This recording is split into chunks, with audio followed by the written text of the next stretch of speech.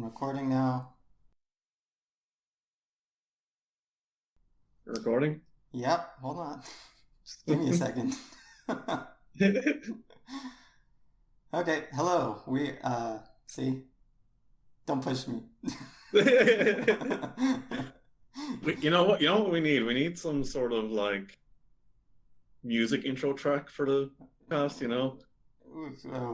Like a newsreel, like There's one news clip that I've heard in like 5 other podcasts. But anyways, hi, this is the second episode of the JellyCast podcast, the development and I suppose news podcast about our game Alchemic Cutie. This is Sebastien Backricks. I'm the lead artist, and with me is Tom Cashman. Yeah, I'm Thomas Cashman, and I'm the programmer for Alchemic Cutie. Yep. So what we're going to talk about today is the general state of the game here in July of 2018, end of July. And after that, time permitting, we'll go over some convention stuff, some advice, or I guess experiences on, organizing, going to conventions, and how it was like being at those conventions, and some details on how you can sign up to the private build the game we're going to be testing soon, and that'll be it. So the first thing is the state of the game, and we've been making a whole lot of changes since probably even just the last month, Yeah. and so we've been going over things, doing a lot of simplifying, a lot of streamlining. The first one of those things was with the alchemy. Yeah, so in the alchemy, we used to have a really complicated alchemy system. Well, it wasn't complicated, but the problem was that it wasn't part of the game world as such. You had to go to a table and interact with the table, and then it brought you to a different screen, Mm-hmm. and then you had to do all this alchemy through a different screen, and then come back to the game screen.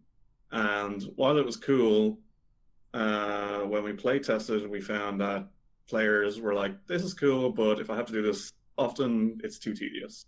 Yeah. So now we've streamlined it so that it's part of the overworld where you're just using a hotkey to trigger the alchemy. And the new alchemy system, when you press like let's say you're on a controller and you press up, down, left, or right, that will trigger the alchemy, or D-pad, yeah.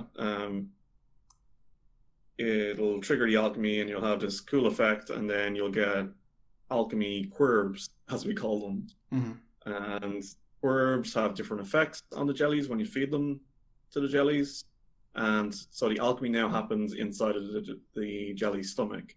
Yeah, so it's all the alchemy is now connected with the items the jelly eats and what they poop or things like that. So it's not like a separate context, like Tom said.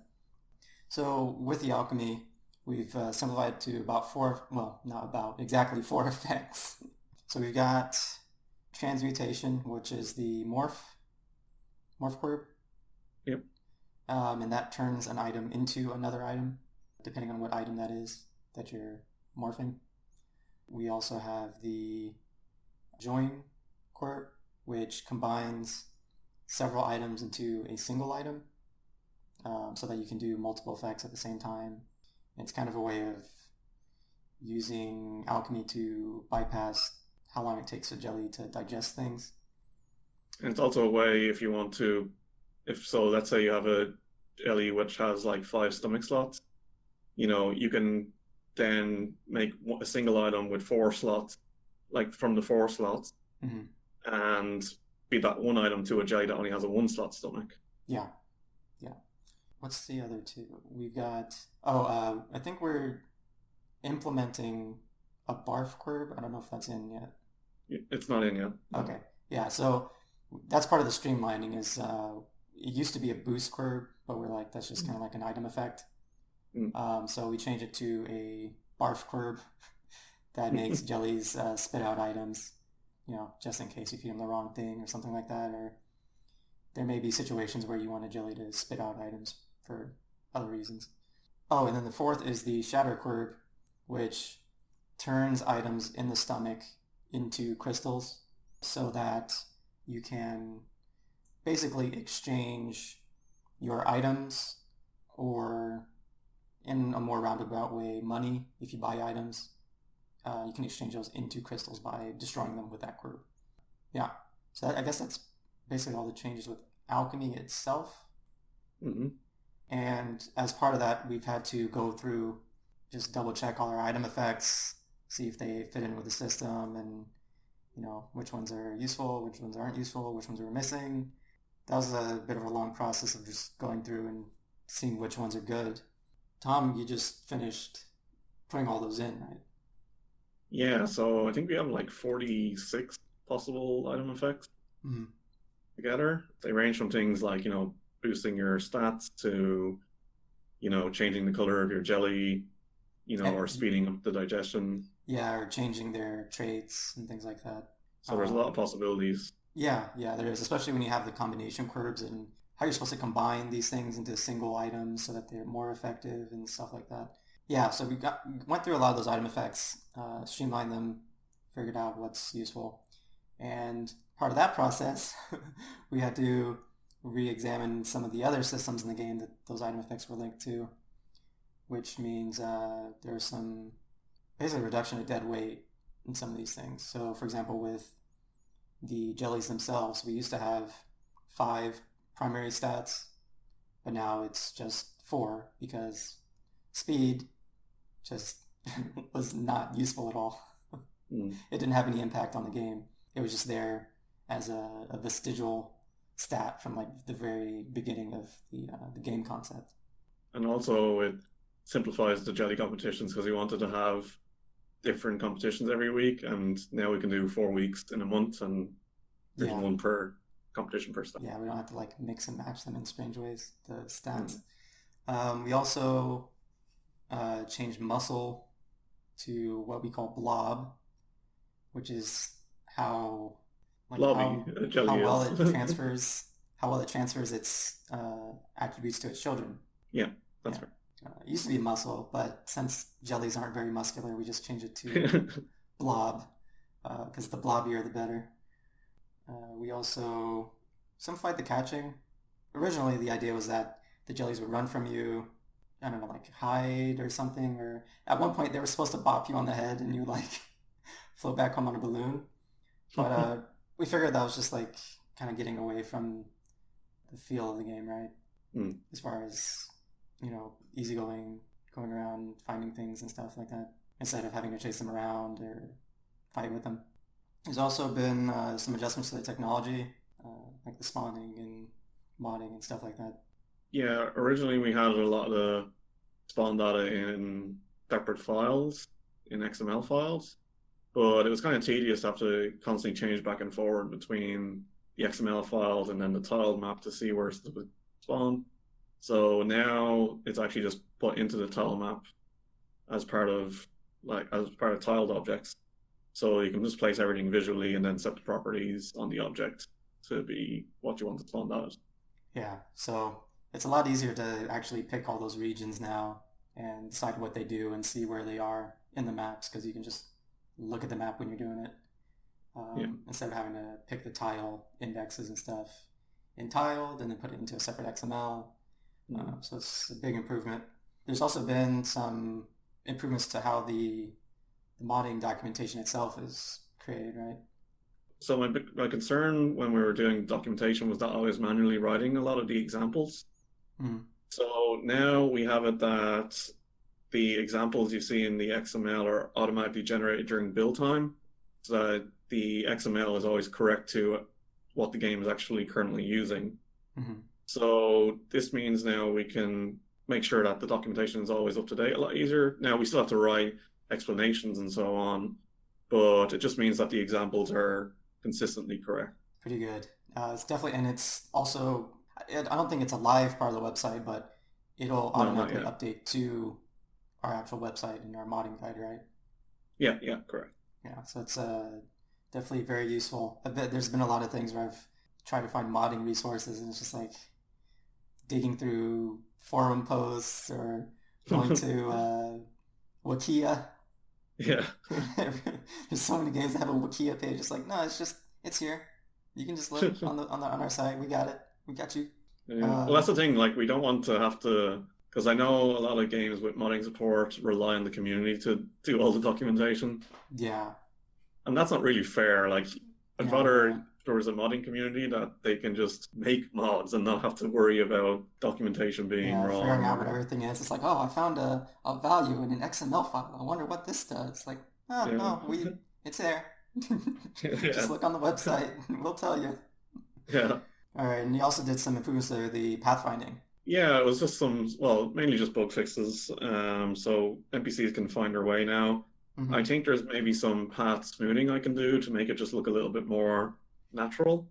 Hmm. But now we have NPCs wandering around the game world, so it's a little bit more lively in the demo area now. Yeah, so that's good. I did notice there's like characters. I was like, oh, I remember them being added at some point, but now I can actually see them because they know where they're going. Yeah, yeah. Yeah, so that's good. Oh, speaking of NPCs, we also added a shop to the game, which we still have to do some editing to because we're overhauling the items. But there is actually the shop in the game where you can buy and sell things from an NPC. Skeezer. Skeezer, indeed. So that'll be useful because I know if you without that, I mean, if you play long enough, you'll basically have picked the entire demo area clean at some point. So we don't want that. More or less, that covers what's going on in the game, I guess. Hmm. Still working on it. Still making improvements, adjustments, cutting dead weight as we really start to figure out more what the final game is going to look like. I think we've made like super good progress in the last month or two Yeah, in yeah. terms of improving the game. I mean, before it was, I would say, functional. Before, like, it wouldn't crash and things like that, but things just it wasn't necessarily a good representative of the gameplay that we were intending to have in the final product. Yeah. The only thing we're missing now is the jelly competitions, Yeah, really. as far as like what actually needs to be put in functionally, I mean, Yeah. with all this item stuff, it's more of a planning and game design issue at this point because we can get all the items in. It's just we got to make sure we're putting in the right data. Yeah, yeah. So it's going on pretty well. All of this work is also kind of in an effort leading up to two big conventions, which we can't name just yet because the announcements haven't been made. Mm. But we've been leading up to these to launch like public alpha, but we're going to do a private alpha first. And yeah, so these conventions were really it's going to be crazy because there's going to be a lot of players and gamers Hmm. at it, and having the chance to sit down and play the game properly, and it's going to be really. I'm interested to see what the feedback is on a larger scale. Yeah, and boy, it's an undertaking getting all these things sorted out, isn't it? Well, yeah, like we have to not just have the game ready, we have to do all the paperwork and forms, and we have to Money, submit the game for age ratings spend money.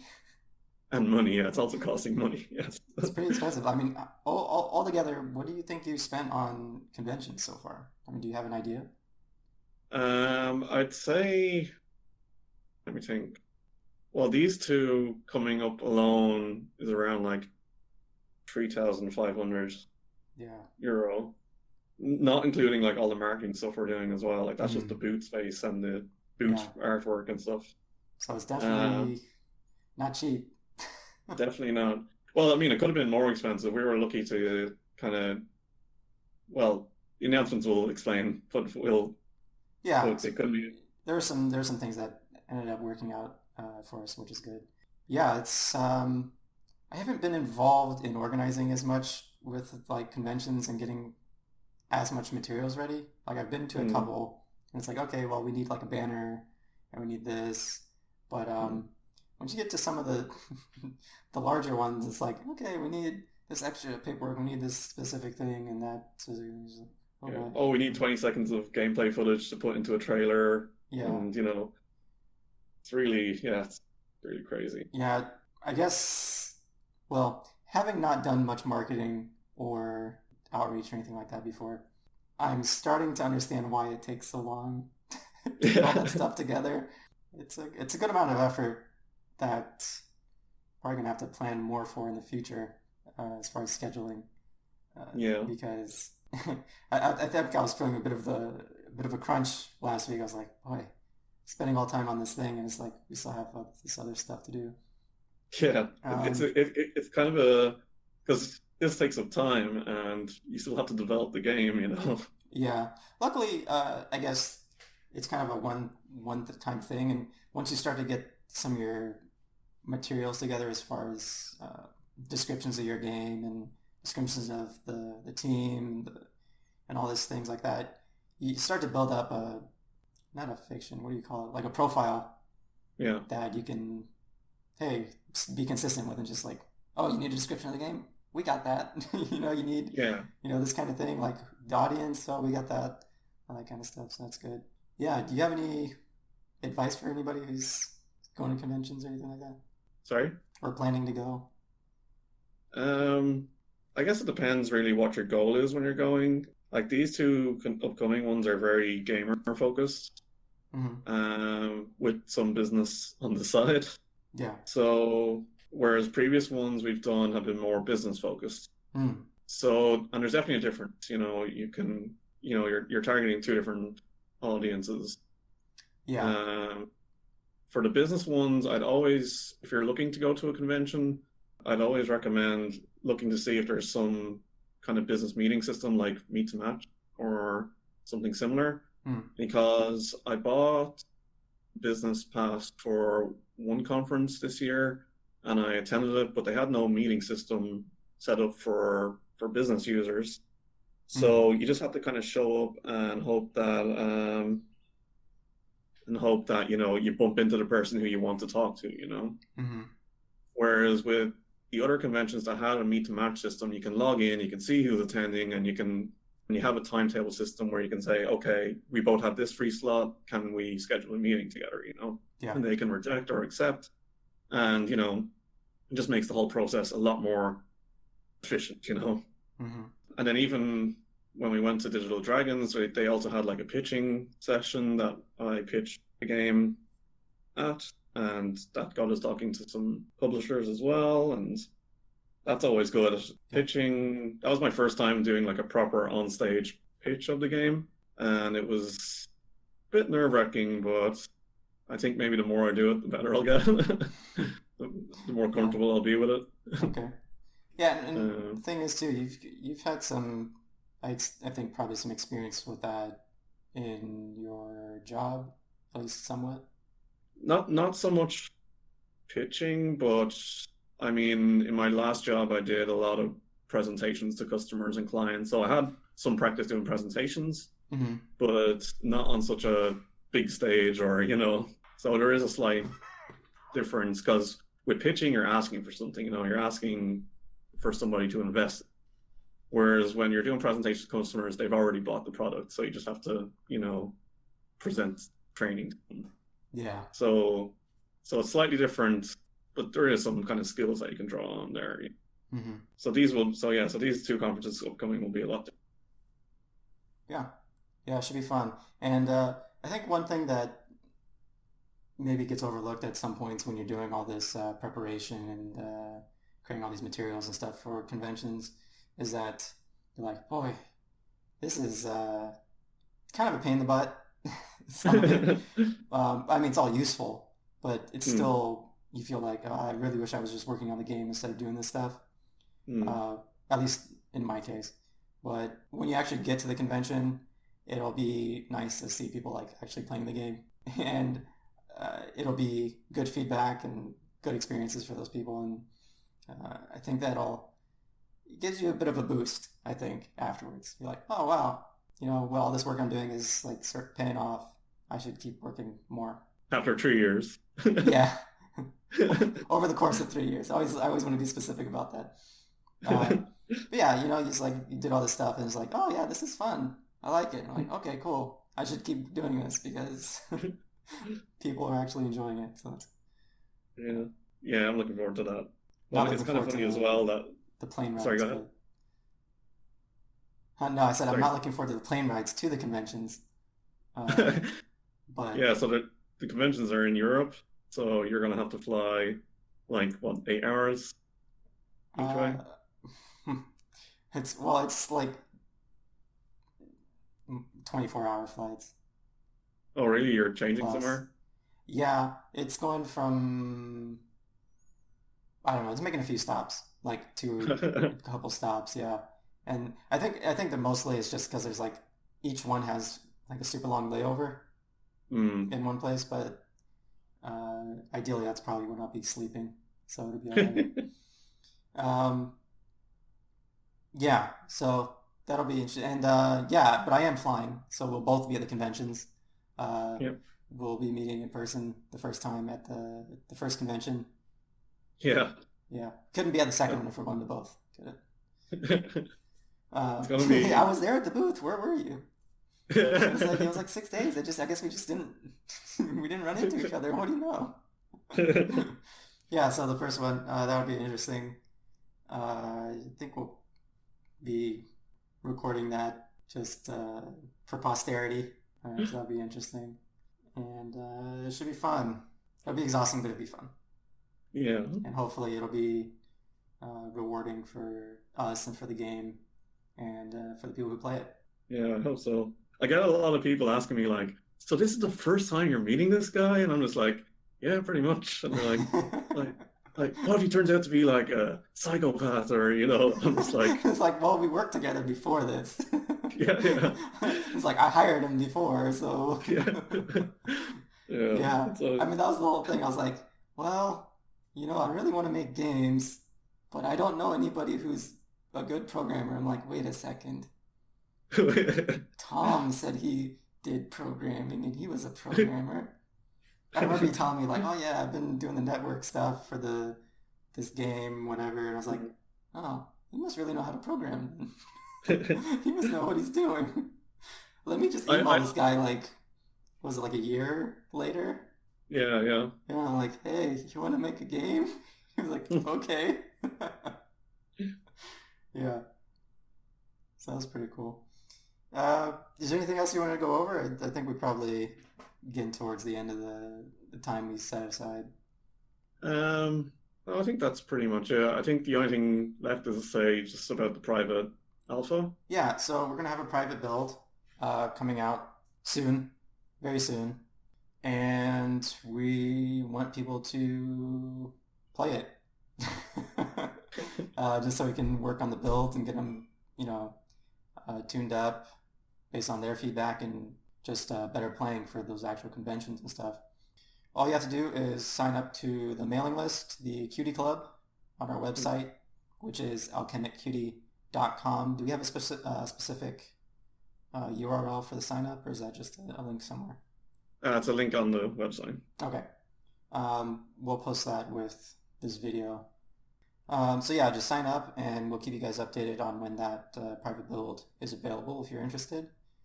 And hopefully we'll get a lot of players to try it out and fix things based on what they think. Hmm. So I think that's the last of it then, huh? Yeah, I think that's it.